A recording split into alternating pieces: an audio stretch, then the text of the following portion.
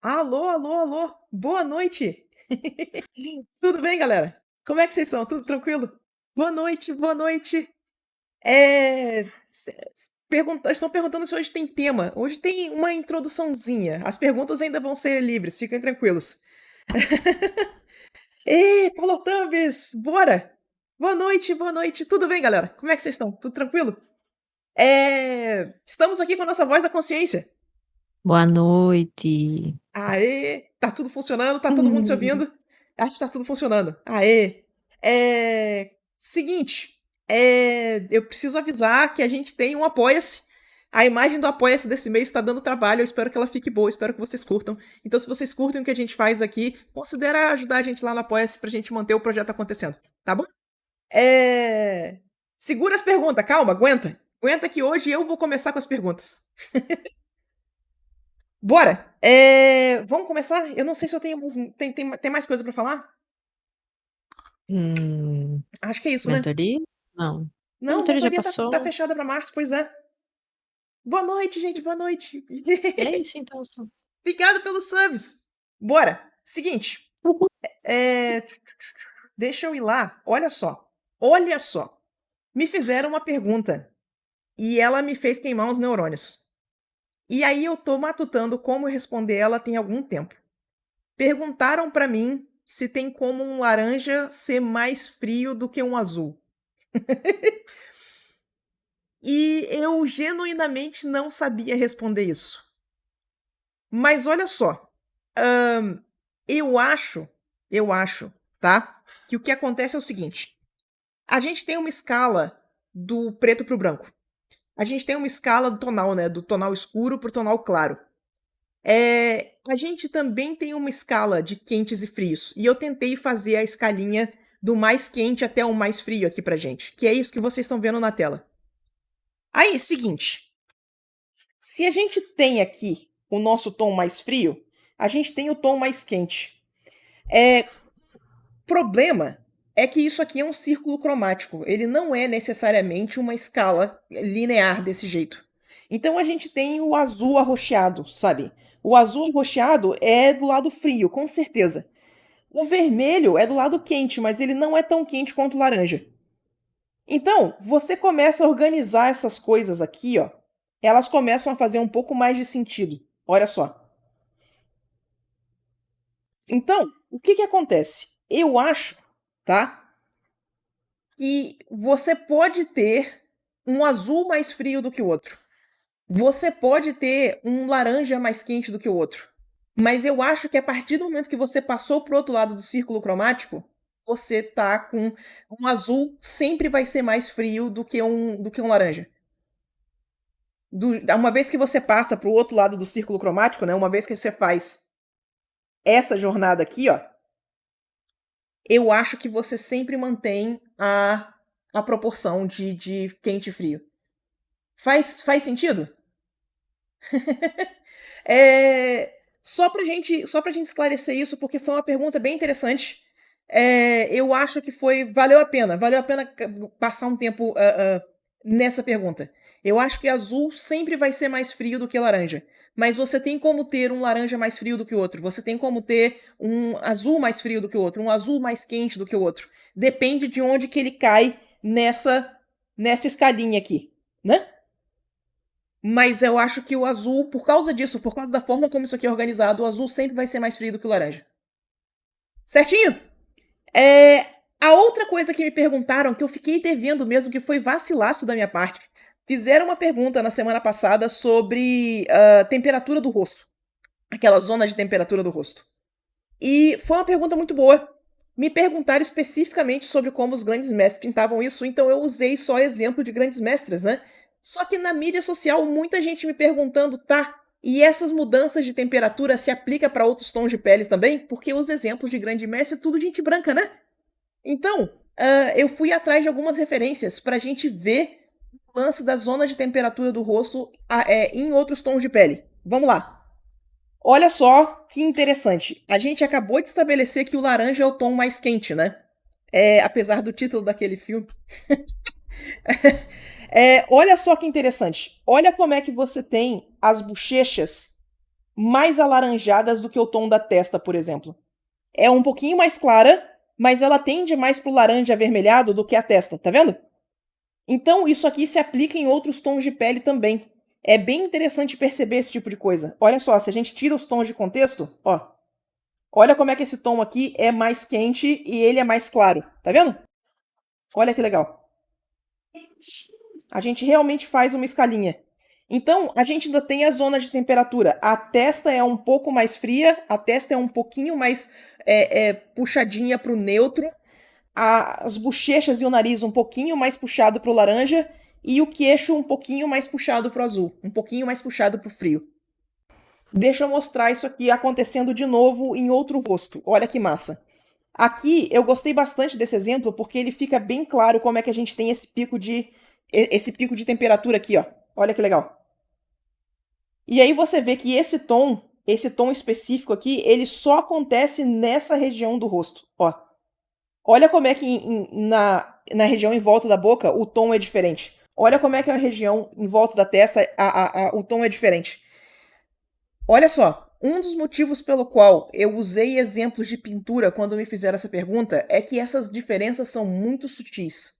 Você normalmente amplia ela com maquiagem ou você amplia ela quando o pessoal faz pintura, né? Então, quando a gente está olhando a foto desse jeito, essa foto mais crua, essa diferença é muito sutil. Então, sempre ajuda a gente tirar isso aqui de contexto. Vamos lá. Tom da testa, o tom da bochecha. Ó, tá vendo? Ele é um pouco mais claro, um pouco mais quente. O tom em volta da boca. Ó, um pouquinho mais azulado. Tá vendo? Então vocês começam a ver que são diferenças sutis, mas elas estão aqui. Então a gente tem as zonas de temperatura no rosto igualzinho a gente tem nos exemplos de pessoas brancas, certo? Ó, mais um exemplo aqui, de novo. Olha como é que a gente tem os tons mais avermelhados, ó, em volta da bochecha. Olha aqui, ó. O tom da testa, um pouquinho mais neutro. O tom da boca, um pouquinho mais frio. Ó, são sutilezas, mas elas estão aqui. Você consegue ver claramente que essa região do rosto aqui, ó, tem cores diferentes do que o resto do que as outras duas regiões. Ó. Mais um exemplo, só pra gente encerrar. Mesma coisa. Olha só os tonzinhos mais avermelhados aparecendo na região da bochecha, em volta dos olhos e no nariz. Ó, bem aqui de novo. Olha os tons da boca sendo um pouquinho mais frios.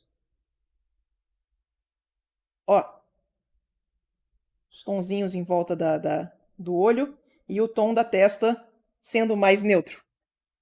Certo?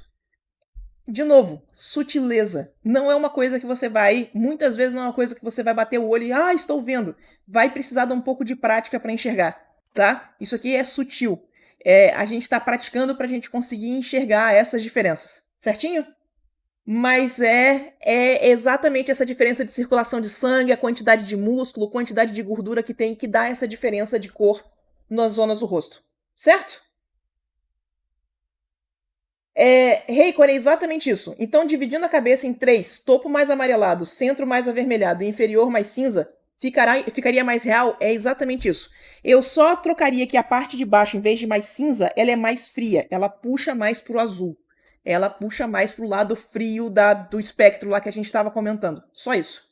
Mas é isso. Amarelado, avermelhado, azulado. É isso. Se você tiver barba, é bem azulado mesmo. Azulado esverdeado. É bem isso. Certo?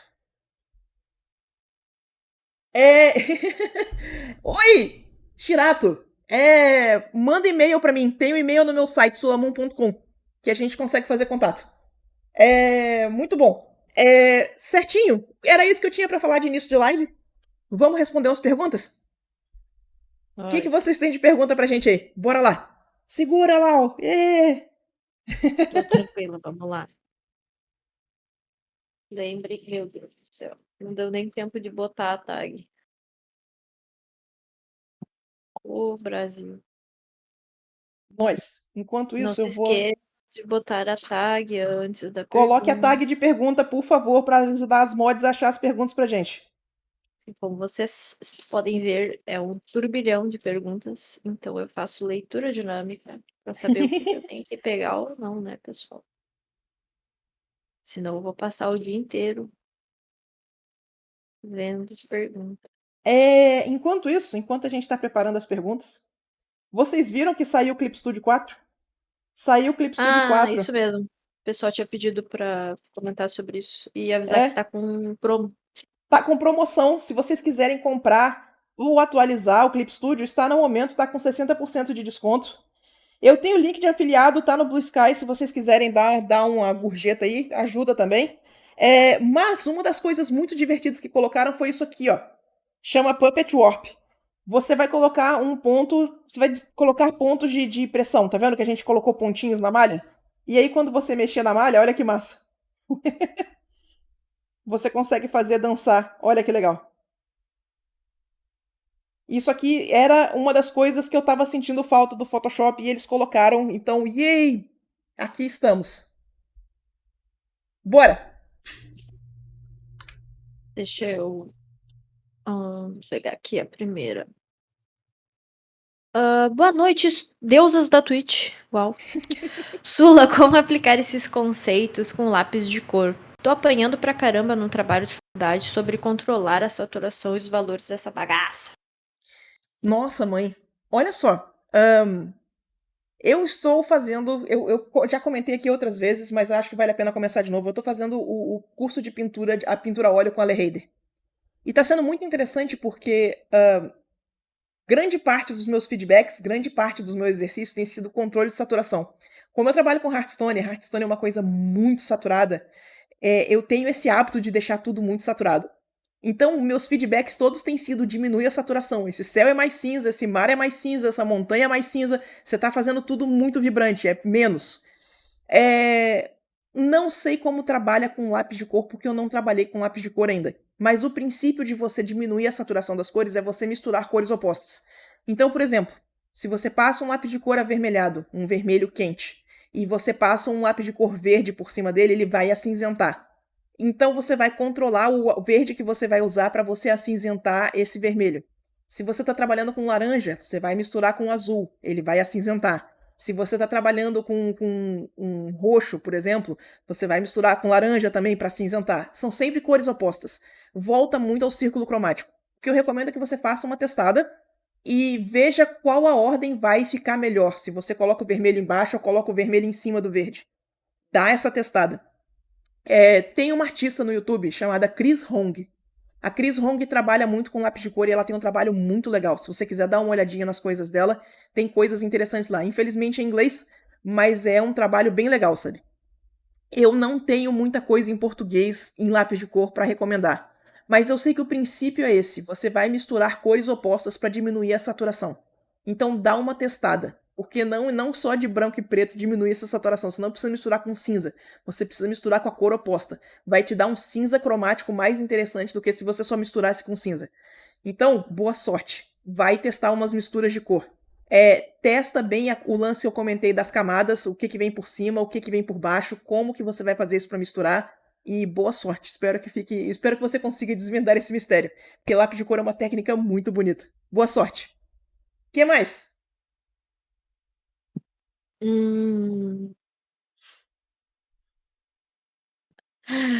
A pessoa botou um typo no meu nome, mas tá tudo bem.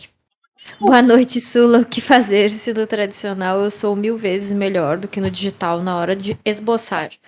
Faço o esboço no tradicional e escaneio, porque é muito Isso. mais difícil ter o mesmo resultado para ambos. Isso me deixa doido. Não, olha só. Eu realmente acredito que a gente tem preferências por ferramentas. Tem coisas que vai ficar mais bonita no tradicional, tem coisa que vai ficar mais fluida no tradicional. Eu gosto muito de fazer gesto à mão, eu acho que fica muito legal. E eu só consegui me acostumar a fazer gesto no PC quando eu peguei a tablet de tela, sabe? Então eu 100% acredito que a gente tem ferramentas que a gente usa melhor mesmo. Então, se sua melhor ferramenta está no lápis, não tenha medo de escanear. Antes de eu pegar a tablet de tela, eu fazia os esboços à mão e escaneava para finalizar, sabe? Funcionava muito melhor do que fazer o esboço no PC. Foi quando eu passei para tela que me ajudou, sabe? Mas a tablet de tela não é todo mundo que se acostuma e ela é um investimento grande. Então não é uma coisa que eu recomendo para todo mundo. O que eu recomendo é que se você tiver interesse em testar, é testar antes de comprar. Arruma um lugar para você experimentar, porque tem umas coisas esquisitas que acontecem com tablet de tela que as pessoas nunca ponderaram. Por exemplo, o seu braço não é transparente e ele vai ficar em cima da interface. Então as pessoas começam a usar fazendo umas poses esquisitas, sabe? É muito engraçado. Até você acostumar como que você vai usar a tablet de tela leva um tempo, até você acostumar com a ideia de que você tem que tirar a mão de cima da interface para usar a interface. Então, não é todo mundo que adapta com tablet de tela, eu recomendo que você use. Ela ajuda um pouco nessa coisa do gesto, eu acho que fica mais natural desenhar na tablet de tela. Conheço artistas que usam os dois tipos de tablet, que usa a tablet de tela para desenhar e a tablet normal para pintar, tá? Conheço gente que só se adapta na tablet normal, conheço gente que só usa tablet de tela, eu sou 100% time tablet de tela, sabe? Mas, honestamente, o melhor jeito nesse momento é faz o desenho à mão e escaneia, sem medo nenhum, sabe? Aprende a tratar o scan, sabe? Mas é bem tranquilo trabalhar com escaneado, vai te dar um resultado excelente do mesmo jeito, não é nenhum tipo de detrimento usar a arte escaneada, certo? Não é pouco profissional, não, nada disso. Pode usar a arte escaneada sem problema nenhum. Pode fazer o esboço à mão. Tranquilíssimo, certo? Que mais? Sula.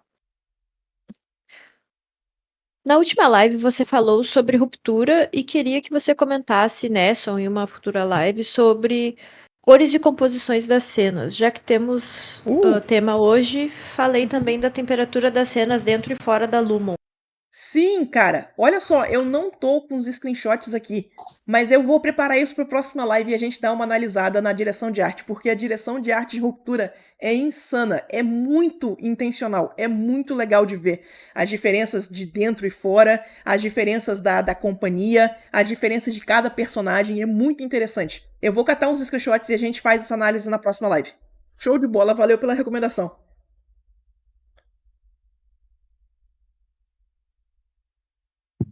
Nice. Boa noite. Peraí, que isso eu vou ter que ver. Uma boa noite estrelada e agradável para a Sula, Lau e todos os queridos do chat. Muito bom. Tenho muita dificuldade de sair do sketch para line art. Sinto que o desenho fica mais engessado e perco muito tempo nessa etapa fazendo mudanças toda hora. Tem alguma dica? Olha só, infelizmente é isso mesmo que acontece. Quanto mais você tira de ambiguidade do desenho, quanto mais você decide as coisas no desenho, mais engessado ele fica. Então, existem algumas disciplinas que podem te ajudar com essa parte de limpar o desenho sem ele perder um pouco da leveza. Mas ele sempre vai perder um pouco da leveza. Cada vez que você passa ele a limpo, você perde um pouco dessa fluidez do desenho, né? Uma das coisas que eu recomendo é usar peso de linha. Peso de linha é uma das coisas que ajuda a manter o frescor no desenho. Ele ajuda a manter essa sensação de espontâneo, sabe? A outra coisa existe essa disciplina de como fazer uma linha bonita, sabe? Vamos lá, peraí, quero aqui. Então, olha só. Você conseguir fazer uma linha de uma vez só que resolve o seu problema vai ajudar muito com essa sensação do desenho limpo que vai te dar desenho limpo que vai manter esse frescor, tá? Deixa eu puxar um artista aqui pra gente usar de referência. Rapidinho. Porque eu acho que ele faz isso muito bem. Aham. Esse aqui é a arte do Vininha. Deixa eu jogar o link dele aí no chat, peraí. Peraí. Olha só. Olha como é que esse desenho finalizado mantém toda essa espontaneidade, todo esse movimento que a gente está comentando. Olha como essas linhas são feitas de forma decidida. Olha como é que elas ajudam a manter o desenho fluido sem a gente perder fluidez, né? Desculpa, sem a gente perder essa exatidão, né? Olha que trabalho impressionante. Então, o Vilinha faz isso muito bem. Olha como é que ele usa peso de linha, olha como é que ele usa uma linha só. Essa linha é feita muito decidida. Uma das coisas que atrapalha muito quando você vai fazer arte final é aquela linha que fica aqui assim, ó. Deixa eu fazer, peraí, fazendo zoom, né? Ó, aquela linha que fica fazendo isso aqui, ó. Isso aqui não é boa arte final. Faz essa linha de uma vez só, ó. Isso aqui funciona muito melhor. Sabe, você pode até fazer. Eu tava fazendo várias linhas ao mesmo tempo aqui, mas você pode fazer uma linha só também. Não tenha medo de usar as suas ferramentas para isso, certo? Vai dar trabalho, tá? Precisa de prática. Precisa saber o que tá fazendo. Mas tem um pessoal que faz isso muito bem. Outro cara que faz isso muito bem é um cara chamado Ryan Woodward. Ele fez uma animação que, inclusive, ele é um dos animadores que trabalhou numa abertura de novela da Globo. Eu não lembro o nome da novela, mas ele fez uma animação que chamou a atenção do pessoal da Globo e a pessoa da Globo fez commission nele para ele fazer a abertura da novela. Ele é um dos caras que consegue limpar desenho bem também. Então dá uma olhadinha nesses portfólios, dá uma olhada nesses artistas que são bem sucedidos nisso e bora finalizar uns desenhos. Mas muita disciplina de linha, muita fazer a linha correta, fazer a linha de uma vez só, tá? Muita mão no Ctrl Z, sem medo nenhum e vambora.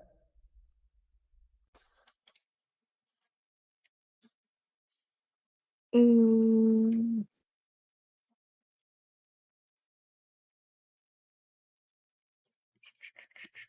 Pera aí que tem um gato em cima do... essa pergunta tá um pouco confusa, mas quais as cores de luz e sombra em diferentes cores? Por exemplo, a maçã, o amarelo é a luz e o roxo é a sombra. Agora, como faz isso em outras cores, como laranja? Olha só, calma. Eu entendi por que a pergunta tá confusa. O que está acontecendo é o seguinte, olha só. Quando você tem uma maçã iluminada por uma luz quente, uma luz amarelada, alaranjada, a parte da luz vai tender para o laranja e amarelo. E aí, por causa disso, por causa da luz laranja, a sombra vai tender para a cor oposta, que é o azul.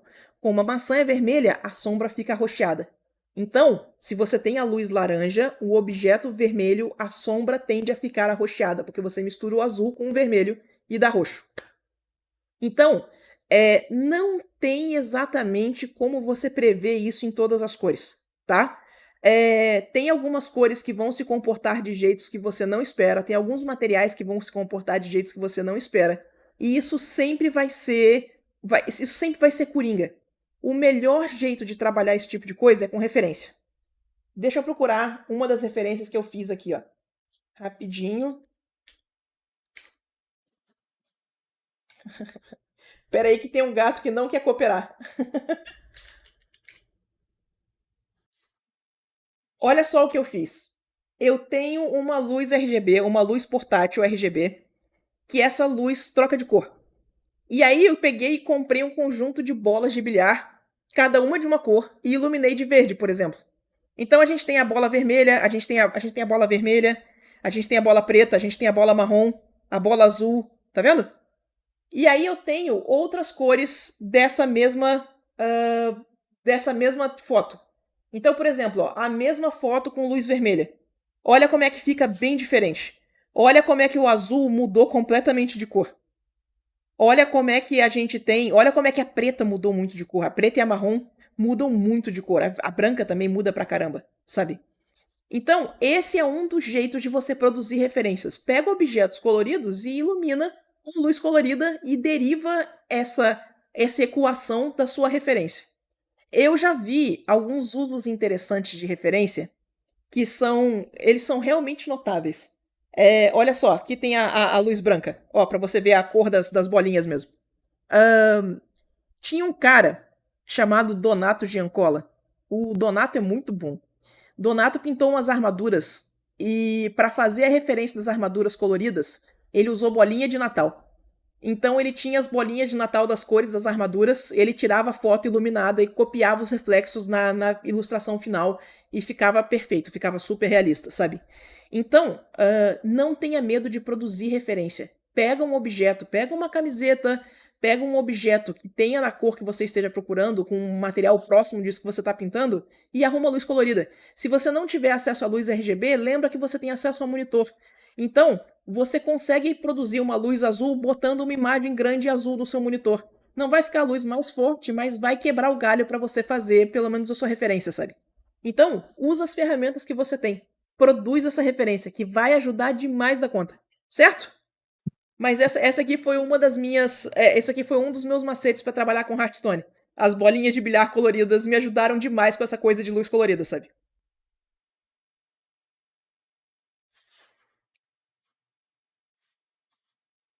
Bora, o que mais? Tula, me recomenda um treino para fazer highlights melhores? Sinto que não consigo controlar as edges fofas apropriadamente. Uh, olha só. É, tem um exercício que ele é interessante para isso. Existe um exercício, eu passo ele na mentoria com uma certa frequência, porque ele é muito bom para te ensinar a disciplina de pincelada. Ele chama o desafio das 5 pinceladas. O que você vai fazer com essa ideia, tá? Você vai pegar a caneta e você vai imaginar que assim, ó, você encostou a caneta na tablet, você começou uma pincelada. Fez a pincelada, levantou, terminou uma pincelada. Então você vai poder encostar e levantar a caneta da tablet 5 vezes. E aí você tem que desenhar uma maçã com a maior quantidade de detalhe possível. Usa referência. É, usa referência. E aí vai dar uns estudos tipo assim, ó. Eu tive que quebrar muito a cabeça para conseguir resolver a maçã em poucas pinceladas, na maior quantidade. A gente tá tentando passar textura, a gente tá tentando passar iluminação, a gente tá tentando passar o máximo de coisa possível com essas 5 pinceladas. Então eu fiz esse exercício várias e várias vezes. Ó, experimentei vários pincéis, experimentei várias formas, experimentei edges diferentes, experimentei, sabe? Mas aí você tem informações claras. Você tem o meio tom, você tem o highlight, você tem a sombra projetada, você tem a textura e você tem o caule. Como que você faz para resolver isso na menor quantidade possível de pinceladas? Esse é um desafio muito bom para você aprender, por exemplo, a pintar o highlight da forma mais eficiente. Então, eu super recomendo que vocês, assim que vocês se sentirem prontos para fazer esse desafio, faz o desafio das 5 pinceladas. Tenta resolver isso aqui do melhor jeito possível. Vai dar trabalho, vai ter muita opção, mas é um exercício muito bom para vocês começarem a entender como melhor utilizar o pincel de vocês de uma forma eficiente, de uma forma direta. Certo? Nós.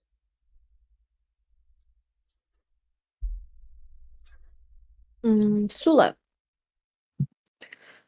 você poderia me dar uma luz? Como fazer aquele efeito de estar vendo algo por meio de um vidro? Como se observasse alguém por uma janela fechada. Olha, não é não é tão complicado quanto parece não, tá?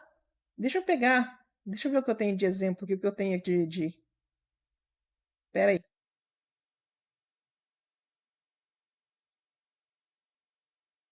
O que nós temos aqui? Vamos lá. Se eu fosse desenhar um vidro aqui na frente, como é que eu faria isso? Tá? Grande parte do efeito do vidro vem do reflexo. Então, para a gente fazer esse efeito de forma bem sucedida, o que a gente vai precisar é fazer essa sensação do reflexo aqui, ó.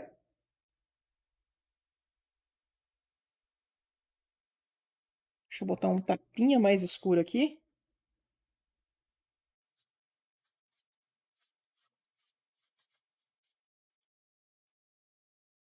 E aí eu vou vir aqui. Tá vendo? Já parece que tem alguma coisa na frente. E aí você vem aqui na frente e faz um reflexo um pouquinho mais marcado. Vamos fazer uma linha do horizonte aqui? Ó. Já começa a aparecer vidro, tá vendo? Tudo que você precisa agora é uma bordinha para isso aqui ficar direitinho. Ó.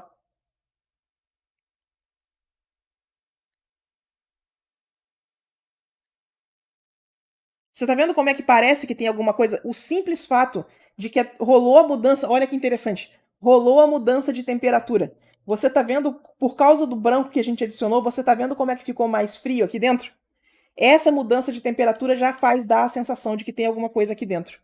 E aí, quanto mais detalhe você colocar, mais vai parecer que esse vidro tem volume. Ó, se a gente quiser um vidro grosso, vem aqui e coloca bordinhas, ó.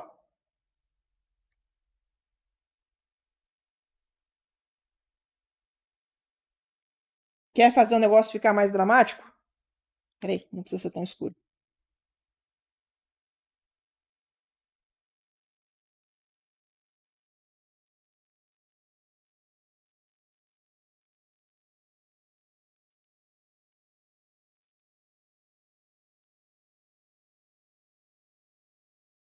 Tapinha mais escuro em alguns lugares pra gente vender o efeito. Ó.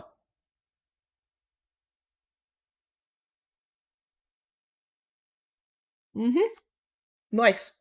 Não é tão difícil, não. É mais uma questão de você dar contexto pro que tá acontecendo. Uma leve mudança de temperatura. Se você quiser fazer o vidro mais sujo, vai aparecer mais coisa no vidro. Sabe? Suja os cantinhos, faz um efeito de névoa que vai ficar interessante. Mas é basicamente isso. Não tem muito. O grande segredo é pintar o que não está lá. Um dos exemplos bons que você pode para fazer isso é aprender a pintar taça de vinho, por exemplo. Taça de vinho você pinta só os brilhos e aí quando você termina tem uma taça de vinho. Ela basicamente não tem sombra, sabe? Então tá aí um exemplo bom de como praticar pintar vidro. Tranquilo?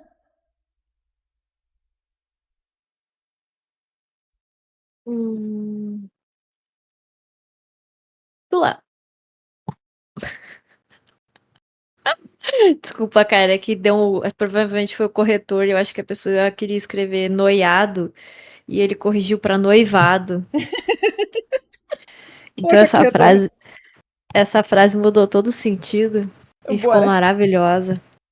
Enfim, Sula, eu tô meio noiado com umas coisas de pintura, pois não é Hum. relacionado à luz e sombra exatamente, mas sim sobre os tons fantasia ou tons médio, como posso fazer essas cores casarem com um tom de pele. E também como posso introduzir luz e sombra, mas o foco é meio tom. Não sei se deu pra entender. Olha só, eu acho que você tá me perguntando sobre a harmonia de cores, né? E isso é interessante. O que eu recomendo, tá? Cor é uma coisa que precisa de prática. Ela precisa de você pegar, botar a mão na massa, usar a cor, criar a paleta, pegar uma paleta e pintar com ela, sabe? Eu tô descobrindo isso na marra lá no curso do Ale Heider que eu vivo comentando aqui. Então, o que que acontece? Olha só. Essa ilustração minha é uma ilustração bem antiga. Ela é de 2013, se eu não me engano. É, esse King Dodongo, esse lagartão, ele é verde. Mas a minha ilustração é vermelha. Lembra que a gente está comentando que verde e vermelho são cores opostas? Então o que, que eu fiz? Eu deixei ele acinzentado. Não precisa dele ser verde coloridão para dar a sensação de que ele é de outra cor. Você tá vendo como a gente ainda lê ele como amarronzado, como, sabe? Ele não precisa ler como verde fosforescente. Se ele tivesse que ler como verde fosforescente, eu teria um problema, porque fazer isso aqui ler ia ficar complicado. Então, o que eu recomendo, você vê onde tem verde é na túnica do Link. Você vê que o Link é bem mais verde do que o Dodongo em si. Você vê, no entanto, como é que os verdes que eu usei não são verdes tóxicos, não são aqueles verdes super saturados. Ele é só o suficiente para ler como verde no contexto, certo? Então o que eu recomendo é o seguinte, ó. Faz a paletinha ali no canto. Olha só, eu vivo comentando a respeito de thumbnail de cor. Então, deixa eu pegar a referência aqui. Deixa eu pegar uma referência que eu não usei antes. Vamos lá. Eu adoro essa ilustração. Se eu quiser fazer um estudo dela, a primeira coisa que eu vou fazer é fazer um thumbnail de cor. Como é que eu vou fazer isso? Vamos lá. Eu vou primeiro estabelecer contexto. Ó,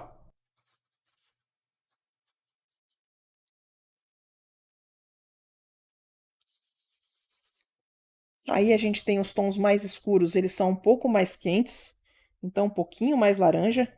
Ó, mais escuro do que isso. Uhum.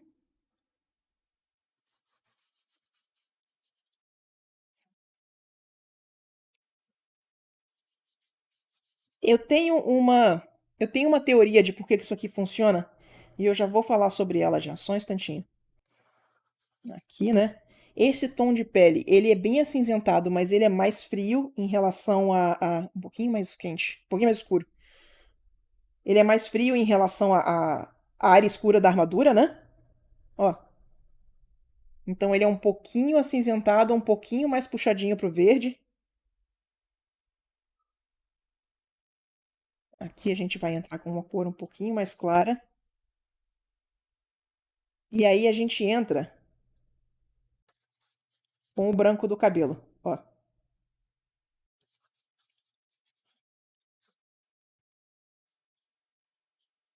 É interessante porque esse branco do cabelo, ele é um pouquinho mais aqui assim, ele é bem cinza essa parte de trás do cabelo.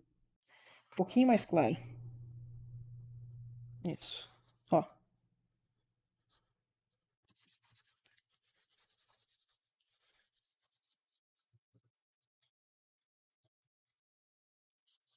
E aí, eu vou entrar com o meu efeitinho amor, que é o laranja em cima desse brilho aqui, ó. Ó que massa. Olha o cabelo começando a brilhar mesmo porque a gente colocou o brilhinho em volta. Olha que massa. O que que isso aqui faz, tá? O meu fundo ficou muito claro, mas eu acho que dá pra ter uma ideia de como que a gente trabalha, né? Como que a gente faz esse thumbnailzinho de cor. O que que isso aqui faz?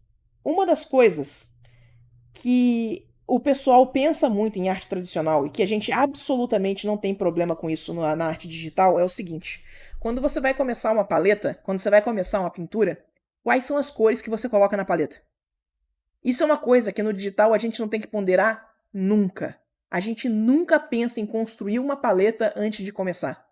Então, quando você pega e você faz um estudo desse aqui, você está se orientando aqui no círculo de cor, aqui no Color Selector, aonde estão suas cores. A gente sabe que a gente não vai usar roxo, a gente sabe que a gente não vai usar azul. A nossa paleta ela tá toda entre os laranjas e o iniciozinho do verde aqui, em tons bem acinzentados, uma paleta um pouquinho mais escura com um highlight branco bem puxado. Mas ela tá nesses tons quentes aqui. Sacou? É, a partir do momento que você se orienta onde é que a sua paleta está acontecendo, é como se você estivesse misturando cor no digital. Você descobriu qual é a paleta que você está usando. Agora você sabe até onde você pode puxar um cinza, até onde você pode puxar uma saturação. Então, o que eu recomendo para você, se a coisa da cor não está dando certo, faz esses estudinhos de paleta antes de você começar. Presta atenção aonde estão seus tons. Começa a prestar atenção aonde do círculo cromático você está usando a cor. Vai ajudar bastante a contextualizar suas cores, a escolher cores de uma forma muito mais consciente. Certo? Nós. Eu fiz o esboço direto no layer que eu estava usando. Aê, pronto, ninguém viu. Boa noite, Sula. Eu tenho uma dúvida gigante. Ó Manda. Deus. Eu estou estudando fundamentos há muito tempo, mas Uhum. uma trava me surgiu bem no começo e eu ainda não consegui resolver. Quando lidamos com perspectiva, achamos aquela acurácia matemática que é vendida nos Precisão. livros de. Precisão matemática que é vendida nos livros de perspectiva. Vide o temido How to Draw. Uhum. Mas eu não consigo, de modo nenhum, desenhar formas orgânicas. Não consigo desenhar corpos porque não consigo ter certeza alguma em relação a eles. O que fazer? Tá. Aham. Olha só. Eu tava vendo. Deixa eu aproveitar para fazer propaganda da área de membro do Marco Álvares, que tem umas coisas muito boas lá. Apenas R$19,90. Lá no canal do Marco Álvares, na área de membros, tem as aulas do Ariel. O Ariel tá falando muito de fundamento, de estrutura, de perspectiva, de modelagem. E olha só que interessante. O que eu acho que você está se prendendo é exatamente no lance da precisão. Você não precisa ser tão preciso quando você está lidando com a coisa orgânica, mas você precisa entender como é que gira a forma no espaço.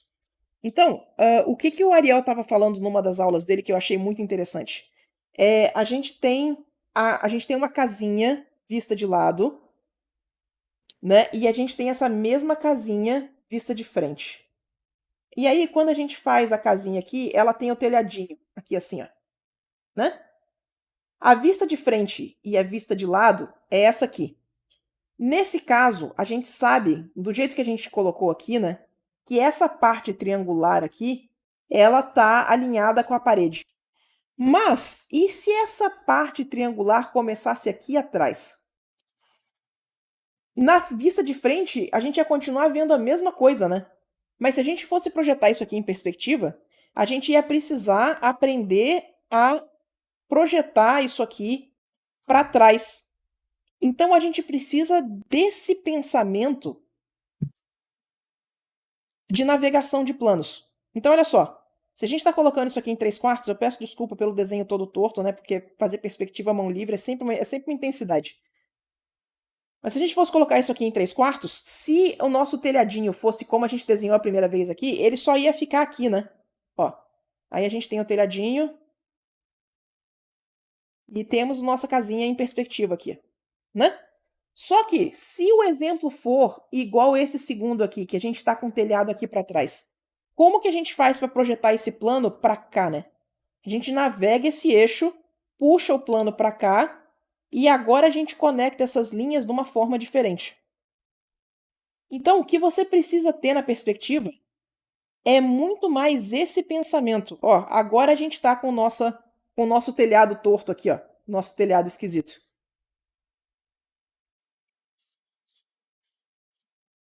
Então, o que você precisa aprender com a perspectiva, muito mais do que navegar o grid, muito mais do que fazer aquelas operações. Aquelas operações são muito úteis para quando você está desenhando superfícies duras, né? Superfícies inorgânicas. Mas para o orgânico, o que você precisa é desse pensamento. Como que você navega o espaço? Como que você joga um ponto que está aqui na frente lá para trás? Onde que está a posição do grid para você fazer isso? Então, se liberta um pouco da precisão e começa a trabalhar mais com esse pensamento. Vamos supor que a gente vai pegar e a gente vai desenhar outro exercício que eu passei essa semana, que é um exercício que eu gosto também. A gente tem um sapatinho no chão.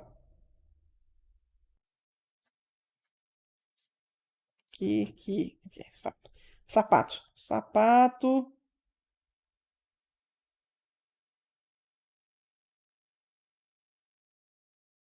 Uhum. Sapato, né? Como que você faz para você virar esse sapato não 100% de lado, mas como você faz para virar ele um pouquinho mais para frente? Olha só. A gente tem toda a distorção do orgânico para a gente ter essa pequena variação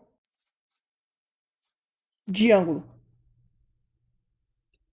E o que a gente precisa aprender na perspectiva é como fazer essa transposição de ângulos aqui no orgânico. Tá vendo? Vira mais um pouquinho, vamos lá.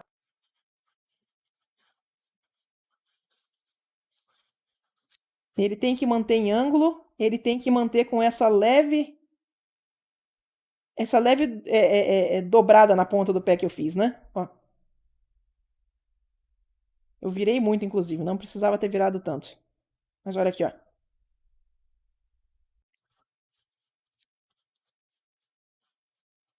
Então, é esse mesmo raciocínio daqui aplicado a formas orgânicas. O que eu recomendo para você, começa a desenhar vistas diferentes de objetos orgânicos. Feng Zhu, do Feng Zhu Design Cinema, que tem uns vídeos de perspectiva muito bons, tem uns vídeos de estrutura de desenhos muito bons, gostava de fazer esse exercício com insetos. Você pegava uma foto de inseto. Inseto é interessante porque, apesar dele ser orgânico, ele tem alguns elementos de simetria, sabe? Então você pegava um gafanhoto, por exemplo.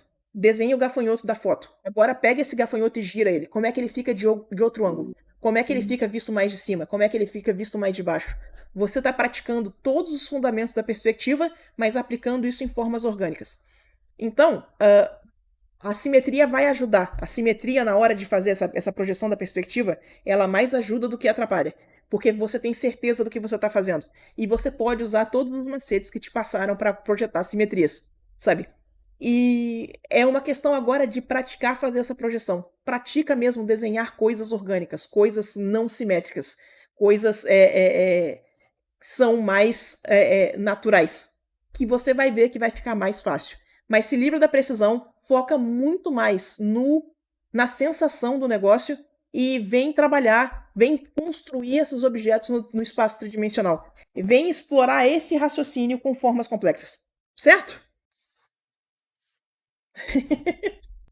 Isso exige muito do cérebro, galera, mas é só no início. Depois que você pegar o jeito de navegar, depois que você pegar o jeito de projetar os pontos, fica tão mais fácil. Começa a ficar muito natural fazer esse tipo de coisa, sabe? Você vai precisar do grid de vez em quando para tirar uma dúvida. Então, vamos fazer, bora estudar perspectiva.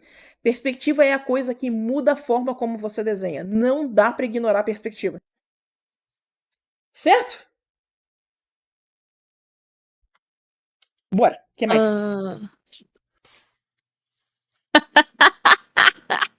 Oh, meu Deus. Sula, minha UTT da arte digital. Muito bom. E lá o voz das perguntas. Como eu faço pinturas de tom pastel? E como eu faço maquiagem nos meus personagens? Obrigado pelas dicas. De mapa, me ajudou muito. E aí, olha só, maquiagem, você vai ter que sair um pouco da sua zona de conforto e ir atrás de vídeos de maquiagem. Pega uns tutoriais de make-up, pode ser os tradicionais, pode ser tutorial de make-up de drag queen, que é muito divertido de assistir, tá? E começa a perceber o que você vai realçar no corpo, que tipo de cor que você vai usar, o que efeito que uma base tem na pele, e começa a trazer isso para suas pinturas. E lembra, muito de maquiagem é sutileza. Então, venha com a mão bem leve na hora que você for aplicar na pintura, que vai ficar interessante. Pintura com tons pastéis. Olha só. Pintura com tons pastéis é uma coisa que envolve uma grande gama de respostas. Tem uma artista que eu gosto muito do trabalho dela. Ela assina a Lai Ganusa. Essa moça aqui, ó. E as pinturas dela, elas são todas assim, ó. Eu acho que são tons pastéis, exceto por alguns tons muito brilhantes.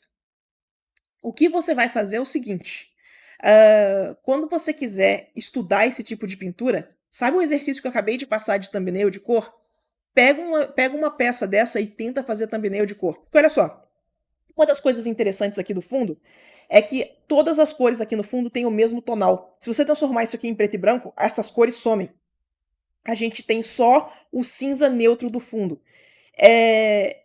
O que deixa a pintura interessante é a variação de cor. Então, aí está a primeira peça do quebra-cabeça. Para você fazer um efeito desse, você precisa manter o tonal constante e variar só a cor mesmo. Você vai manter a saturação e o tonal no mesmo nível. Porque aí, quando você transformar em preto e branco, vai ficar tudo no mesmo cinza e não vai atrapalhar a leitura. E aí você começa a entender como é que ela constrói esse tipo de variação de cor para deixar essa pintura tão interessante. Então, o que eu recomendo é pega uma pintura que você curte, uma pintura que você acha que o tom pastel foi bem sucedido e faz o estudo da paleta de cor. Faz o estudinho da paleta, o Color Thumb que a gente acabou de demonstrar. Que ele vai te ensinar muito de como essa paleta está acontecendo. Certo? Sula, pode postar o link do... Dá like? Posso sim, peraí. Obrigada. Nem era pra eu ter fechado, era pra eu ter postado. Peraí. É essa moça aqui, ó.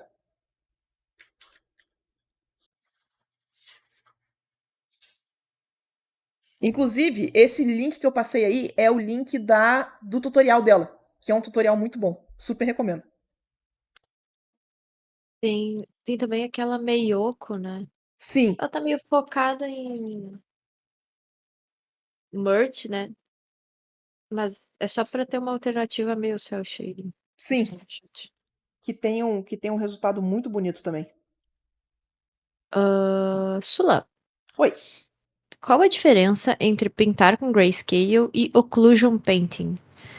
E o que difere na hora de adicionar as cores em cada em cada Eu vi o método. Gui Freitas. É isso. Eu vi Uhum. o Gui Freitas usar Occlusion Shadow uma vez e ele colorizava usando Multiply.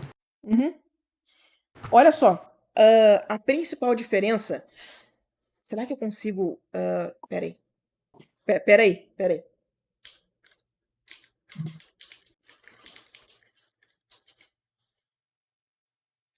Sai, IA do Google, coisa chata. Seguinte. Isso aqui é um render do Blender, tá? Isso aqui é o chamado de Occlusion Pass dentro de um render 3D. Você tá vendo como é que todos os objetos estão brancos? Você só tem a sombra de escuro, mas os objetos em si eles são brancos. Então, quando você for pintar esse render, você pode usar Multiply porque você está substituindo o branco dos objetos por outra cor. O máximo que você vai fazer é mudar a temperatura desse cinza. Em vez de você deixar um cinza neutro, você vai, por exemplo, levemente colorizar isso aqui de azul e usar Multiply por cima, que aí você tem sombras frias. É acerto. Sua luz vai parecer quente, sabe? A diferença desse método para quando você está colorizando em preto e branco é que quando você está colorizando em preto e branco, é como se a gente pegasse uma imagem. Deixa eu pegar. O que eu vou pegar de referência aqui agora? Pera aí. Vamos de C-drama de novo, vamos lá. É nóis. Se a gente fosse colorizar uma imagem, é como se a gente pegasse uma imagem que está desse jeito aqui, ó. Você fez o preto e branco e aí você já levou em consideração, por exemplo, que o cabelo é escuro, a pele tá num tom, ela tá num tom específico de tom de pele. O hobby é mais escuro, sabe? A parte por cima é um pouquinho mais clara, os bordados são mais claros. Então você já levou em consideração que essas coisas têm tonal. Nada disso aqui está renderizado direto no branco. Se você fizesse um occlusion render disso aqui, ia ficar todos esses objetos parecendo branco, só com a sombra projetada em cima deles. Essa é a grande diferença. Então, esse método de colorização, você leva em consideração o tonal das coisas. E aí, para você colorizar isso aqui, você vai usar uma mistura de modo color com overlay. Porque você não quer perder essa informação de tonal. Não adianta nada eu tentar pintar uma pessoa que tem a pele clara e eu colocar esse tom muito escuro. Porque na hora que você colorizar, vai parecer que a pessoa tem pele escura. E vice-versa. Você quer renderizar uma pessoa de pele escura, se você blocar com um tonal muito claro, na hora que você colorizar com color, vai parecer que a pessoa tem pele mais clara. Não é o que você quer. Então, é exatamente essa dificuldade desse método. Acertar o tonal das cores. Por exemplo, vamos supor que ele tivesse com um hobby vermelho. Né? Vamos supor que esse hobby aqui fosse vermelho. O tonal para dar vermelho é um tonal muito específico, é um cinza muito específico, senão ele não chega em vermelho. Ele vai ficar rosa, ele vai ficar vinho, mas acertar o vermelho, uma desgraça. Então essa é a dificuldade desse método. Por isso que a gente combina o color, que não muda o tonal, com um método que muda, tipo overlay e hard light. Sacou? Espero que tenha feito sentido. Mas é isso, no Occlusion Render as coisas são brancas. Na pintura em preto e branco colorizada, você já tem o tonal das cores. Então você quer manter esse tonal. É isso. O resumão é esse.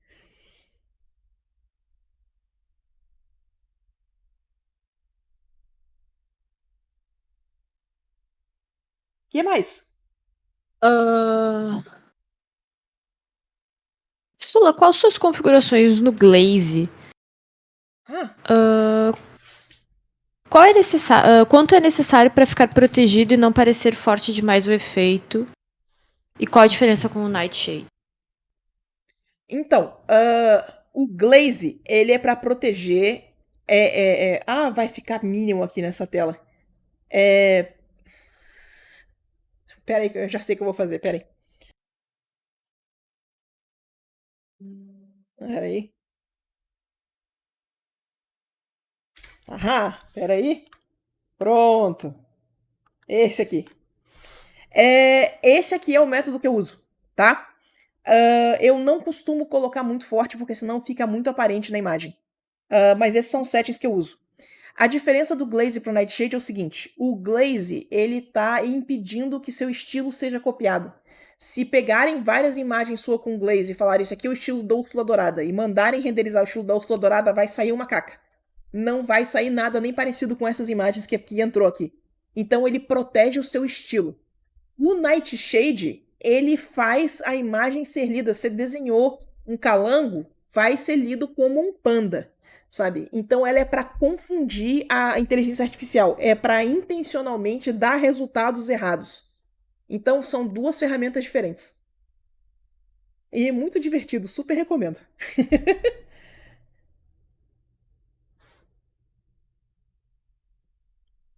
Ficou direitinho? Ficou. Tá, não, o negócio não tava na frente. Tirem o print aí, gurizada. Uhum. Sula, Oi. quando eu crio um arquivo maior, as texturas dos brushes acabam ficando mais evidentes e acaba ficando texturizado demais. Tem alguma dica de como resolver isso? Não sei se tem algum outro jeito de resolver isso que não seja na base do pintar por cima, tá? Sim, fica mais aparente a textura. Tem alguns lugares. Esse é um dos motivos pelo qual a gente implora tanto, pelo amor de Deus, Clip Studio, por favor, Clip Studio, nunca te pedi nada. Cadê a performance do meus pincel grande? Sabe, por favor. Não tem outro jeito que não seja pintando por cima. Não tenha medo de controlar quão ruidoso são as coisas pintando por cima, sabe? A gente tem um pincel aqui, ó. Vamos supor que a gente fez um texturão aqui, ó.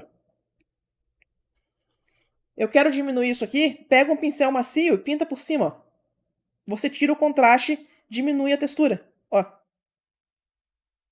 Então não tenha medo de pintar por cima. Controla realmente quão ruidoso você quer que as coisas sejam na sua pintura. Vai fazer diferença e vai ficar interessante, sabe?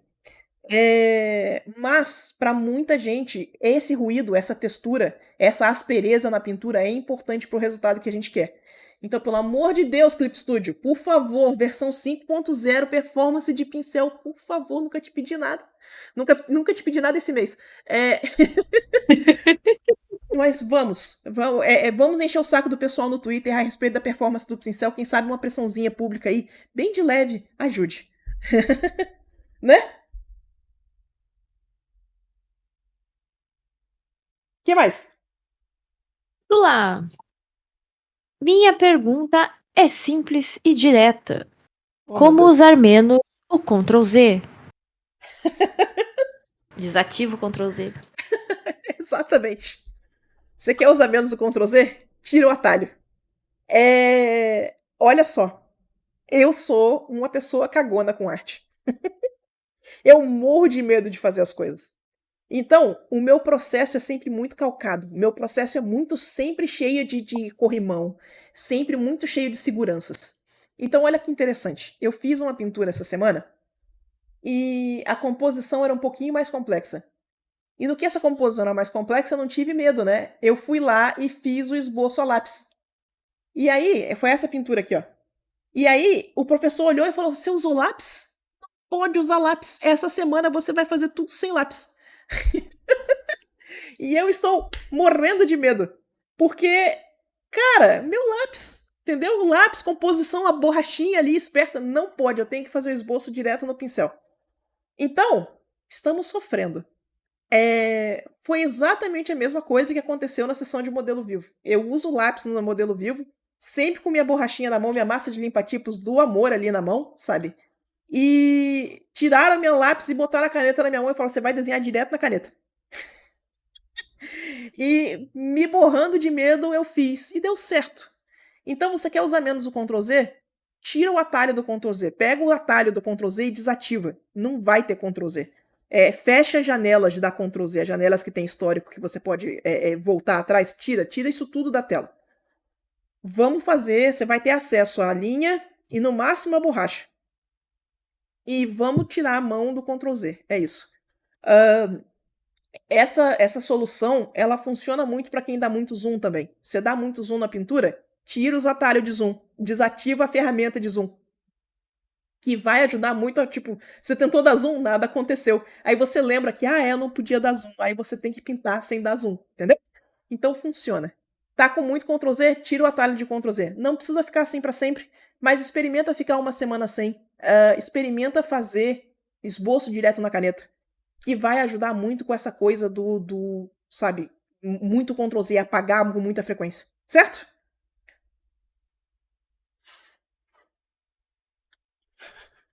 Eu O Tito expondo todos os tentando meus abrir traumas minha porta. artísticos.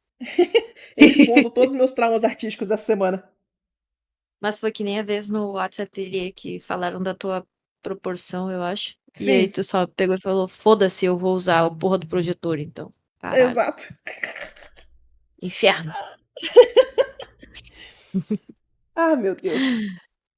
Boa noite, Sula. Boa Ao noite. começar a criar um personagem, objeto ou uma criatura, como deve ser criada a paleta? Exemplo, basear-se em algo como, sei lá, terror, cores mais escuras, tons de azul, para entender. Agradeço desde já. Olha só. Eu acho que paleta tem um pouco mais de liberdade do que a gente está dando crédito. Deixa eu abrir o shot deck aqui rapidão. Que é o seguinte, ó. Sabe o filme Matrix? O filme Matrix, o que ele fez? Tá? Ele não era uma coisa dele ser sci-fi. Ele era uma coisa de tipo, a gente tinha um mundo real e a gente tinha um mundo na Matrix. Então, olha que interessante. Quando você vê os screenshots aqui, ó, que a gente começa na Matrix, olha como é que isso aqui tudo é verde. Verde é muito a cor tema do filme. E aí, quando a gente passa pro mundo real, olha como é que a paleta muda para azul. Olha que interessante. E aí a gente vai reentrando na Matrix, a gente vai revendo os tons verdes, ó. Então você começa a criar essa linguagem que verde é dentro do universo e azul é dentro de outro. E isso começa a informar a experiência da pessoa que está vendo o filme. Então, quando você vai criar uma paleta, é muito mais assim, ó. Você pode fazer baseado, em terror tem que ser escuro.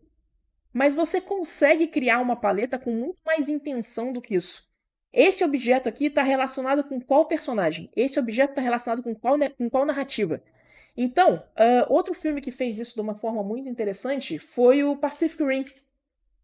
Pacific Rim, deixa eu pegar ele aqui mesmo, obrigado, Shot Deck. Pacific Rim tinha uma narrativa de trauma.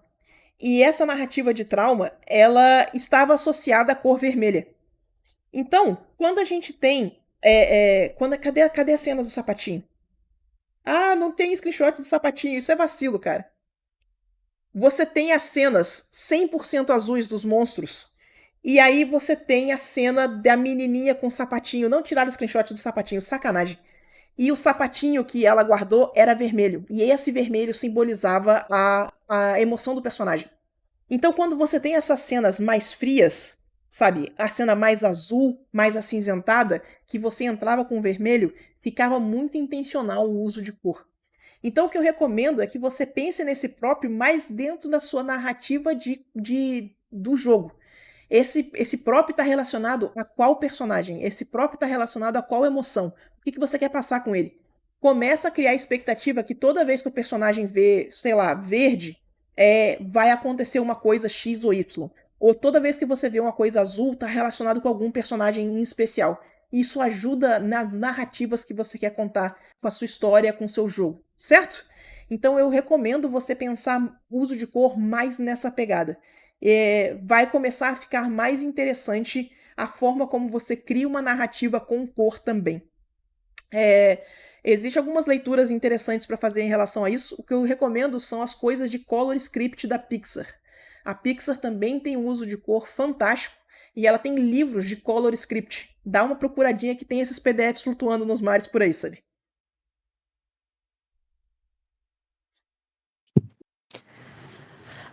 Sula, eu estou estudando composição.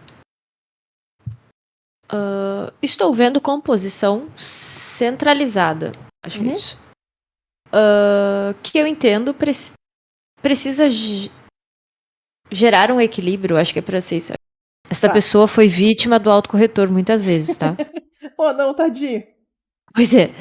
Precisa gerar um equilíbrio. Ou seja, os dois lados precisam ser iguais. Uhum. Mas quando eu vejo cenas de filme que tem personagens centralizados como objetos de cena, mas tem um ou outro objeto do lado, e o Sim. outro. Isso acaba quebrando a centralização da cena.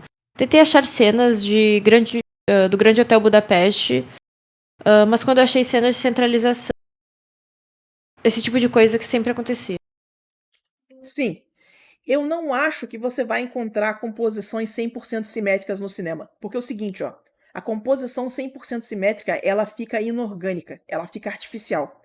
Exceto que isso realmente seja a sua intenção, as pessoas querem dar uma sensação de simetria, a sensação de estabilidade, sem necessariamente dar essa sensação de que aquela cena é artificial, que aquela cena foi feita daquele jeito, sabe? Então, você sempre vai ter um elemento quebrando de um jeito ou de outro, sabe? O que eu lembro de cenas. Peraí, aqui. Aqui. O que eu lembro de cena simétrica é essa aqui, ó.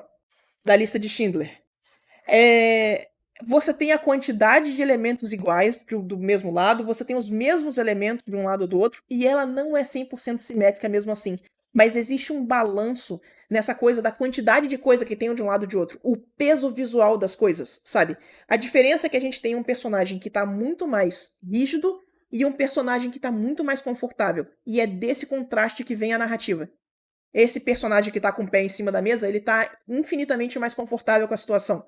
E isso é a narrativa da cena. Então você usa a simetria, você usa esse balanço de composição para você conseguir passar essa narrativa. Então não é só uma questão só de criar simetria, é uma questão de você usar isso para sua narrativa. Qual é a narrativa que você está passando para a cena? E aí você usa a composição simétrica para acentuar isso. Senão, se você for simetria só pela simetria, você vai acabar criando um mosaico. Você vai acabar criando mais um mural do que necessariamente uma coisa mais orgânica, que é uma fotografia, é uma coisa que existiria no mundo real. Uma coisa mais natural. Sacou? Aham. Esse filme tem vários exemplos de composições interessantes. Aqui tá outra composição que é quase simétrica. Ela só não é simétrica porque tem um desbalanço de poder nesses personagens. Então tem um personagem que tá se sentindo muito mais comprimido, que ele tá sentindo a pressão da cena que tá acontecendo. E aí você vê claramente qual é esse personagem, quem é o personagem que tá comprimido na cena, sabe? Então esse filme tem umas composições massas. É uma lista de Schindler. Nós, o que mais? Ahn, Sula, existe um artista que eu gosto muito da arte dele. Eu queria saber como implementar mais esse estilo na minha própria arte. Penso Uhum. em fazer artes para mangás e animes. Você tem alguma dica de estudo? O nome do artista é, eu não vou falar isso. Lake and Monster.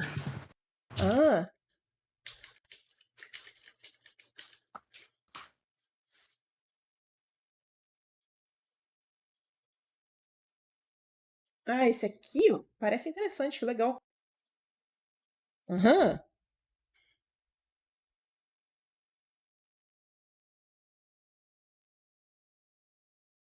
legal. Não Olha é IA só, isso? não acho que seja, não. Ah, olha, videozinho de processo parece bem legítimo. É, não, é real, é real, é real. Concordo. Pois é. É bem aquela coisa, a IA é assim por causa de artistas como eles, né? Aham. A IA fudendo o nosso cérebro, né? É, Filho da exato. puta. A gente tá ficando paranoico. Mas enfim, olha só. O que eu recomendo, de verdade, tenta fazer uns estudos, tenta fazer algumas cópias. Pega, por exemplo, o ritmo de cabelo, como é que funciona o sombreado, como que estiliza o rosto, como que faz o uso de linha, paleta, já que a gente tá falando muito de paleta hoje, né? A paleta aqui desse artista é bem específico, sabe? Então, não tenha medo de fazer uns estudos. E aí vem o comentário sobre fazer estudos. Quando a gente está fazendo estudo, não é só copiar por copiar. Você está fazendo perguntas. Então, por exemplo, a gente tem essa peça aqui. Peraí. A gente tem essa peça aqui. Você está vendo a forma como o cabelo, a parte que está na luz, fica branco, quase chapado? Como que você faz para conseguir esse efeito e ficar natural? Essa é a pergunta que você está fazendo pro estudo. Então você sabe que, por exemplo, você não vai poder colocar cores muito escuras perto desse branco que está mais chapado, porque vai dar uma sensação estranha. Então você vai precisar de cores mais claras. Ótimo. Já entendi que eu vou precisar calçar isso aqui com cores mais claras. Qual a melhor estratégia para fazer isso? Eu vou direto na cor? Eu uso uma camada de Color Dodge por cima para clarear minhas cores? Faz esse teste. Então, quando a gente fala em fazer estudo, é a gente fazer essa análise, fazer essas perguntas, fazer essa análise e ver como que a gente consegue copiar esse resultado, como que a gente consegue chegar nesse mesmo resultado. A partir do momento que você criou uma hipótese, tá, eu acho que eu entendi, agora guarda tudo e tenta fazer de cabeça. Eu acho que eu entendi. O que eu entendi é que eu vou precisar fazer um calço de cor mais clara em volta dessa parte mais branca para dar esse efeito de luminosidade. Deixa eu testar, deixa eu ver se a forma como eu entendi está realmente funcionando. E aí você testa. Certo? Então não é só fazer estudo por fazer estudo, é realmente fazer uma análise e testar uma hipótese depois. Certo?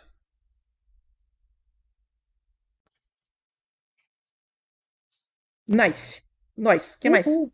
Comentaram que a artista tem YouTube também. Ah, legal. Uhum. Isso foi engraçado, que tentaram chamar de Sula, mas aí escreveram Dula. O Alto Corredor fazendo altas vítimas hoje. Hoje tá incrível.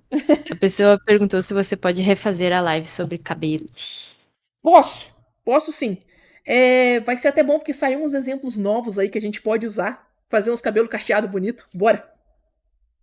Fazer a pesquisa e eu trago a live de cabelo pra vocês de novo. Sinto um anão barbudo. Pode ser. A gente nunca faz homem nesse servidor. Cadê os bichones, Sula? Cadê os Cadê os bichones? bichonem? Cadê os bichonem? É verdade. Sula, sabe o que eu acabei de lembrar? Hum, Que tu tem o Wei Wuxian que tu nunca terminou. eu nunca terminei o Eushan. E tem aquela Sailor Moon pra terminar também. Ela tava quase pronta, era só renderizar. Ou tu não terminou a Sailor Moon, Sula? Pois é, vacilo, cara. Caralho. Foi a que tu disponibilizou online, não foi? Foi. Rapaz, eu achando que isso já tava feito e guardado. Nada. Eu tenho que terminar. Eu quero terminar ela em live. Então já viu, né?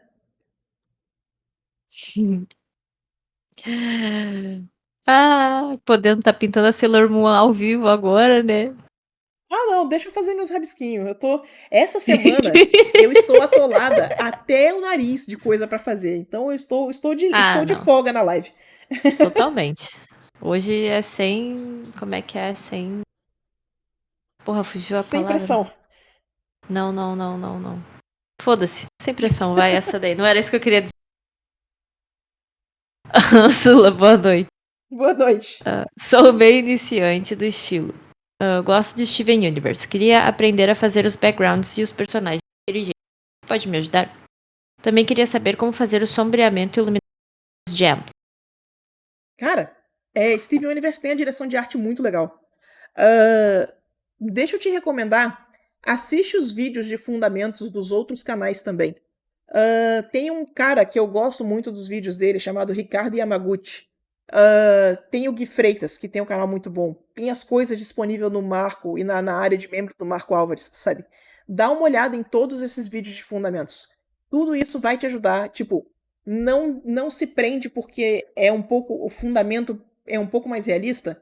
Não se prende na coisa, não é isso que eu quero fazer só cartoon. Vai te ajudar a fazer o cartoon melhor. Era bem aquilo que eu estava explicando da lógica da perspectiva. Você tem que aprender a navegar o espaço tridimensional para conseguir desenhar bem. Então, pega essas partes de fundamento e abraça elas. Vai ser muito bom para você começar. E aí você começa a cartoonizar, começa a estilizar, que vai ficar muito legal, sabe? Mas não tenha medo de encarar essa parte de fundamentos agora no início. Não é a parte mais divertida, mas é a que vai te dar resultado mais rápido. Então, não tenha medo mesmo de encarar essa parte de construção de figura, introdução à perspectiva, que vai ajudar bastante. Certo? A parte de renderizar esse tipo de coisa, eu não sou a pessoa mais indicada para isso. Mas tem uma menina chamada Fernanda Montoni, que ela trabalha com background para animação, que ela tem uns materiais muito bons e ela tem curso. Então, quiser pegar background para animação, Fernanda Montoni é a sua pessoa. Vai fundo.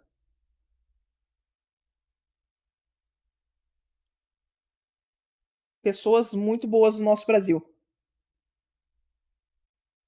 Sula, aparentemente eu tô cortando. Ah, tá. Bom saber. Eu não sei o que eu posso fazer em relação a isso. Eu também não.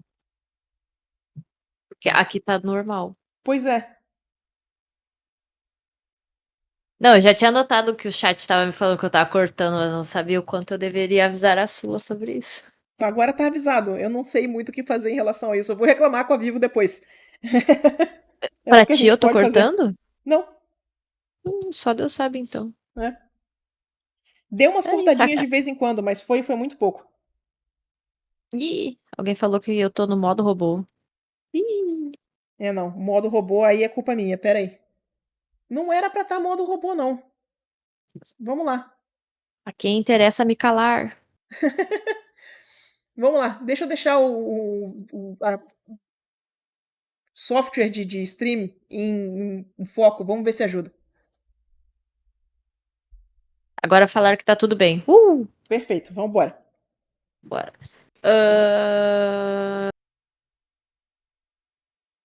Acabaram as perguntas que eu tinha salvo. Eu vou pegar mais pergunta. São Uhum. 21h17. Puxa vida. Tá, olha só. Vocês têm 5 perguntas. Só 5. Só 5. Vamos lá, galera. Só 5. Vai. Uma foi. Uma. Duas. Duas foi. Duas. Ô, vocês estão lentos hoje, hein? 3. E 4. Não. Mais vermelhinho. E 5. Claro. Aê. Deu. Deu. Parem. Parem. Parem. Parem. O gato apagou minha pergunta. Sacanagem. Porra, sacanagem. A quem interessa te calar, né? Ao gato. Lula, quero saber se. Quero saber se já tenho que ir para o desenho gestual e qual a melhor forma de assimilar esse estudo. Olha só, gestual. Quanto mais cedo começar, melhor. Gestual é um dos primeiros exercícios que você faz e é o único exercício que você não para de fazer nunca. Gestual, sim. No início, você vai focar muito em proporção. Tenta acertar o tamanho das coisas. Tamanho da cabeça, tamanho dos braços, tamanho das pernas, tamanho do torso. Quanto mais preciso você conseguir pegar isso no início, melhor. Então você está começando agora, gestual, proporção. Vamos embora. Com o tempo, você vai passar isso mais para construção, e aí você vai começar a prestar mais atenção em estrutura de músculo, e aí você vai ver que vai cagar a proporção de novo, aí você volta a focar na proporção, e aí repete. Certo? É um ciclo. Então, pode começar no gestual, muito foco em proporção nesse iníciozinho. Vai fundo. Boa sorte.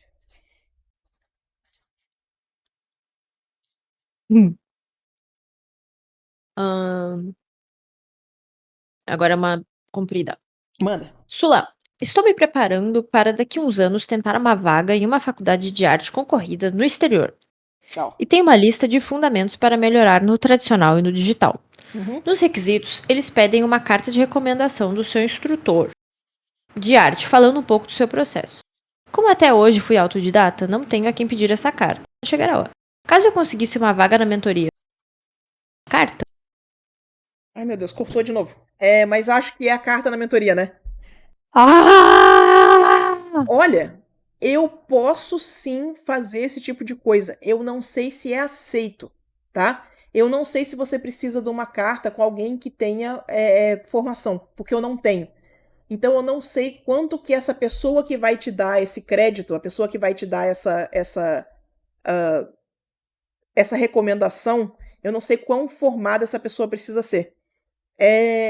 qualquer coisa, tem ateliês aqui no Brasil, que é ateliês que dão aula online. Você pode procurar ateliês que dão aula online em inglês também, já que você vai fazer faculdade fora. Por exemplo, o What's Atelier. Ele tem os cursos que eles fazem online. Você pode ver se eles forneceriam esse tipo de coisa também, sabe? Só dá essa pesquisada. Qual é a formação da pessoa que te dá essa carta? E aí a gente conversa. Qualquer coisa me manda um e-mail. Mas nossa, que responsabilidade. Eu acho que não precisa ser formado não, Sula. Eu também acho que não, mas é melhor ter certeza.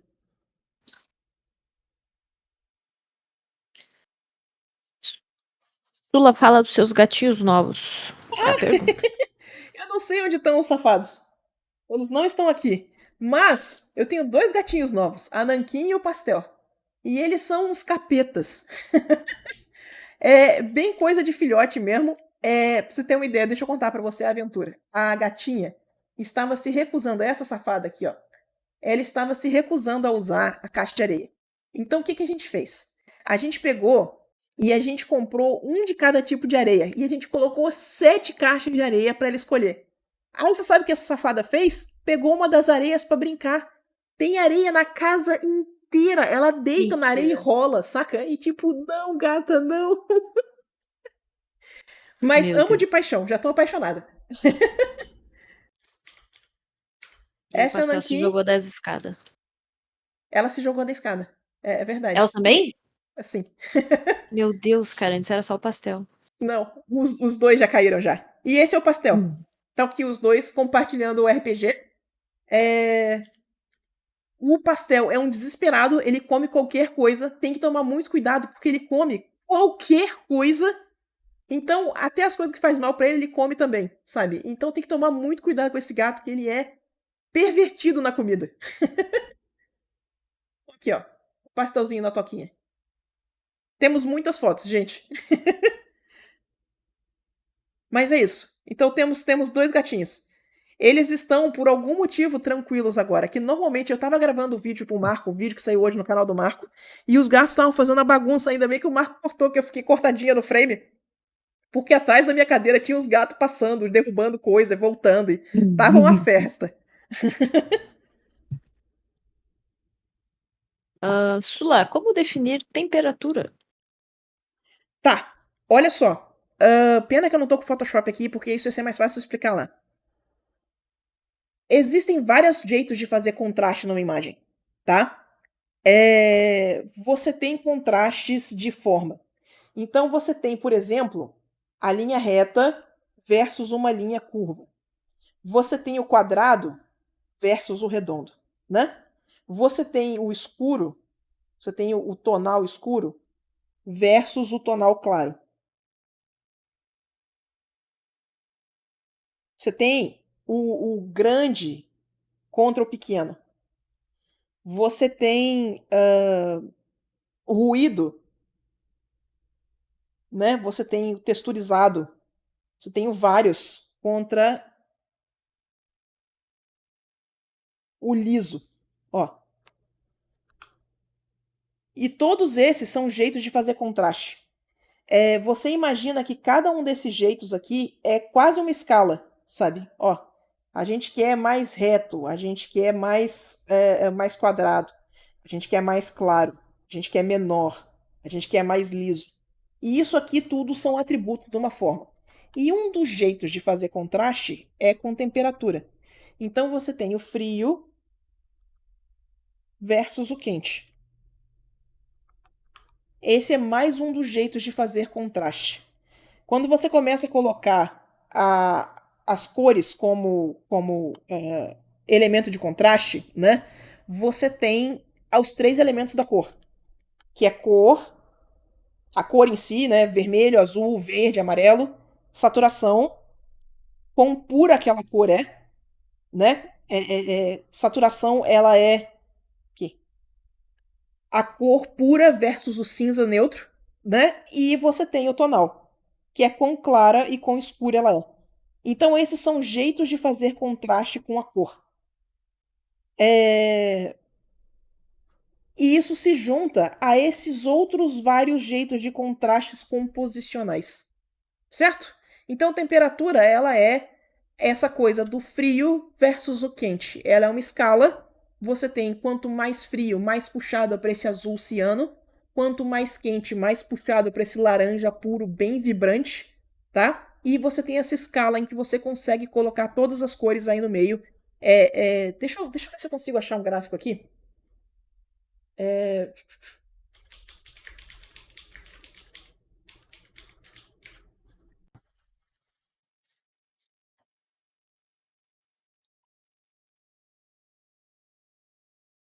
Ah, eu não vou conseguir achar o gráfico direitinho. É... Tem um gráfico bonitinho que o pessoal faz os picos de saturação no Color Wheel e aí ele fica no formato parecendo um buraco negro. Fica interessante. Mas eu não vou conseguir achar esse gráfico agora. Mas enfim, ele é um dos jeitos de fazer contrastes dentro de cor, sabe? É um dos controles de contraste. Funciona? Ajuda essa definição? Espero que sim. Sula, qual a marca de tinta óleo que tu usa? Cara, eu tenho usado principalmente o Winton, que é muito boa, tenho usado Corfix e tenho usado da. Como é que é o nome? Tem na Coralie também, peraí que eu pego. Peraí.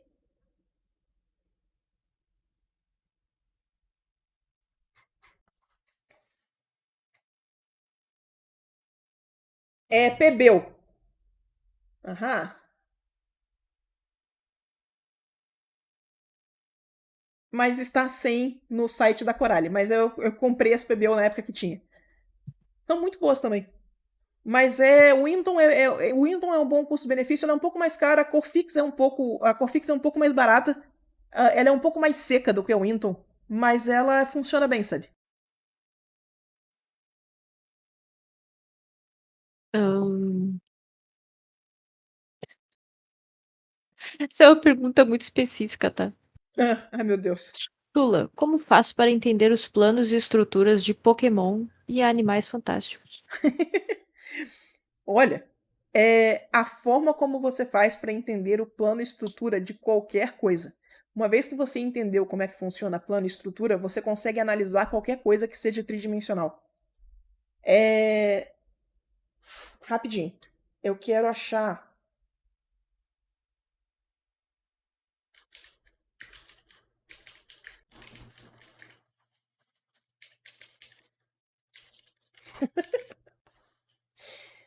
Eu fui digitar inseto, digitei incesto. Podem rir da minha cara. Exato. É o viés de confirmação. É o viés de confirmação. Como é que a pessoa se entrega, né? É isso. Gente, vou mostrar uns escorpião e umas aranhas pra vocês. Por favor, tá avisado. Vocês preferem isso ou vocês preferem pernilongo? Escorpião e pernilongo. Escorpião e pernilongo é melhor, né? Tá. Vamos lá. Olha só. Eu já tinha falado desse estudo aqui no canal, sabe? Ele é um estudo muito bom de fazer. Olha só. Você vai pegar essas criaturas. Olha como é que elas são uma mistura muito boa de simples e complexo. Elas são simétricas, mas elas têm toda a coisa do orgânico. Olha como é que você começa a ver o plano. Ó, a gente tem essa lateral aqui, né? E aí a gente tem a parte de cima. Mas não é só a parte de cima. A parte de cima tem uma leve curvatura. Ó, todas essas mudanças de plano aqui, olha que interessante. E aí, se você consegue colocar isso aqui em perspectiva, ó, você está conseguindo dominar muito bem aquele navegação de planos que a gente comentou. Então, olha só a garra do escorpião aqui na frente. Você vê como é que ela é fininha? Olha esse plano aqui, aí a gente tem a parte de cima do plano, ó. E aí, olha só, agora ela está representada de lado, olha que massa.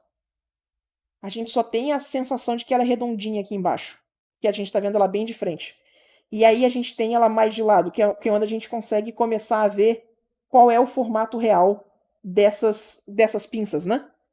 Então são objetos, são seres muito interessantes da gente fazer esse estudo, porque ele tem uma boa complexidade sem ser overwhelming, sabe? Então são bons estudos de fazer. Mas a análise de plano é isso aqui que você tá vendo. Ó.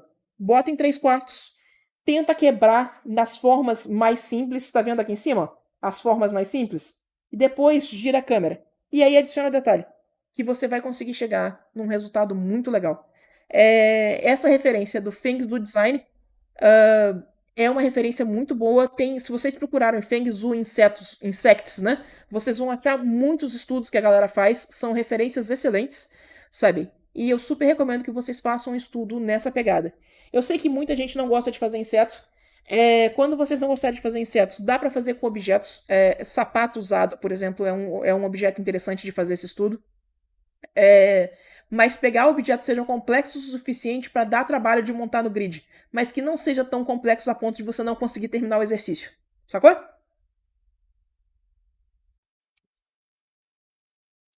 Eu acho Chula. que. Peraí, é que eu só fazer esse de comentário. Não, vai lá, vai lá, vai lá. Alguma coisa um pouquinho mais complexo do que alguns Pokémons. Por exemplo, o Pikachu é muito simples de fazer. Então pega alguma coisa com um pouco mais de detalhe do que isso. Bora. A última pergunta pra fechar a live aí, com as suas pílulas de conhecimento Ai, meu Deus. teóricos. Sula, Hum. passei semana sem pintar. Como recuperar o ritmo? Cara, eu não sei se tem outro jeito de começar que não seja começando, sabe? Pera aí, deixa eu pegar um negócio rapidinho.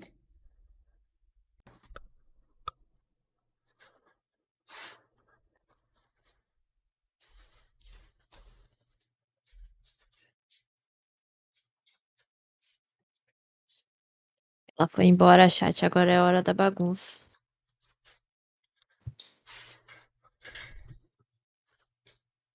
Ih, ela voltou. Nem deu tempo. Pronto, voltei. Olha Ô, só. Sula, tá Oi, cabeludona, cara. eu tô de cabelo solto hoje. Tô rebelde. Tô RBD. Tá bela, tá brilhoso o cabelo. Ai, picado. Olha só, deixa eu abrir a câmera aqui. Seguinte, galera. Quando vocês passarem muito tempo sem fazer nada, quando vocês tiverem a sensação de que vocês estão bloqueados, sabe? A coisa mais difícil é sempre começar. E eu não posso bater nessa tecla o suficiente. Começar é a coisa mais complicada. Tem um livro chamado O Caminho do Artista, da Julie Cameron.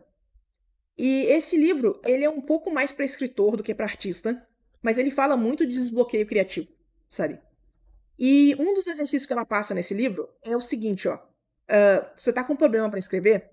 Você vai sentar e você vai escrever 3 páginas por dia. Essas páginas não são para ser vistas por ninguém. Essas páginas não é para você olhar e julgar e analisar o que está acontecendo. É só para você sentar e colocar as coisas que estão na sua cabeça nessas 3 páginas, certo? Então eu comecei a fazer esse exercício. Ó, eu tô com o primeiro caderno completo aqui, ó. São páginas e páginas de pensamentos aleatórios. Mas uma das coisas que eu percebi que esse exercício me ajudou foi começar.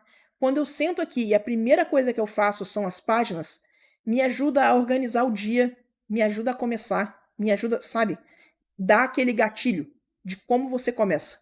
Porque muitas vezes o que desestimula, você abre o sketchbook, você olha a página em branco e fala, cara, não tem ideia do que fazer na página em branco. E aí você fecha. Você fecha o sketchbook e vai fazer outra coisa. Então, eu tenho a sensação, quanto mais eu faço isso, que a dificuldade é sempre o começo. A dificuldade é sempre a página está em branco. O que eu boto nessa página em branco? A pressão de que você precisa fazer alguma coisa nessa página em branco, alguma coisa boa, é muito grande. E você não tem como garantir que aquela coisa vai sair boa. Então, o que eu tenho feito para me ajudar, tá? Eu tô tentando desenvolver a versão artista desse exercício das páginas. Porque olha só, eu não sou escritora, tá? Mas se as páginas têm me ajudado a começar, qual seria a versão disso para artista? E aí o que eu comecei a fazer foi o que eu comecei a fazer thumbnail. Então, quando eu tô com dificuldade de começar a trabalhar, eu venho aqui e eu encho uma página de thumbnail. Deixa eu mostrar pra vocês, espera aí. Olha só. Eu não tenho obrigação nenhuma de julgar se esses thumbnails ficaram bons ou ruins. Não tenho obrigação nenhuma de levar esses thumbnails pra frente, sabe? Mas eu venho aqui e faço uma página, faço 2 páginas e, sabe, thumbnail aleatório. Não é nada demais, não é nada de menos. E tem sido um exercício muito interessante. Então, inclusive vocês podem reconhecer que alguma das minhas ilustrações vieram desses thumbnails, dessas páginas que eu faço para começar o dia, sabe?